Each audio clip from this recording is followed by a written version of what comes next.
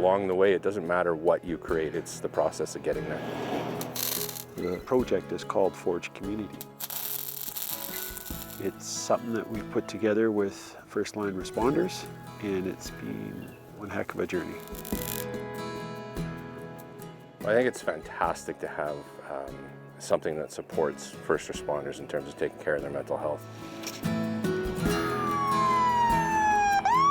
First responders and public safety professionals, we're all ordinary individuals who have chosen to do something where we experience extraordinary circumstances day in and day out for months and years at a time.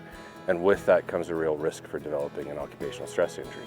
It's becoming increasingly more aware of how we need to take care of our mental health.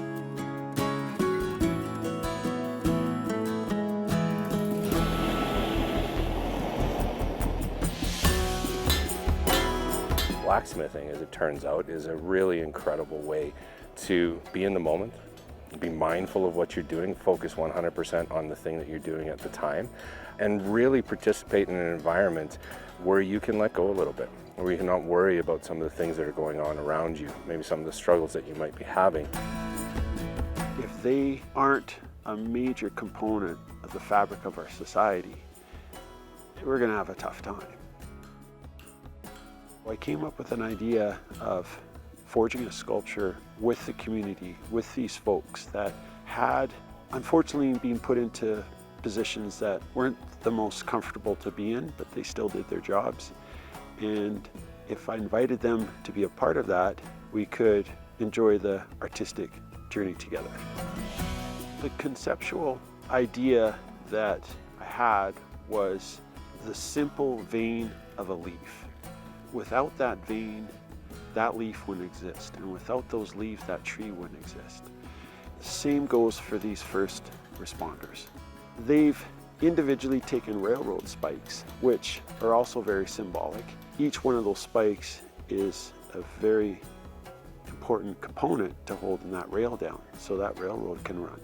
So each first responder has now taken a railroad spike and forged that into an individual vein, stamped it, put their artistic flair on it, and now I'm starting to weld them together. It's significant. You know, I could probably tell you which one I did just by looking at it, but when I see what I placed on there, that to me is personal. To have that as a part of the sculpture as a whole, yeah, it's a good feeling. The physicality of working in the forge and creating something from a raw piece of metal, it takes an incredibly long time and a lot of sustained effort, but certainly worth it. We all start with just a piece of railroad spike, and every one of these represents at least 4 hours of work. I'm proud of this. I noticed that folks would come in quite reserved. They wouldn't share much than their name, where they work.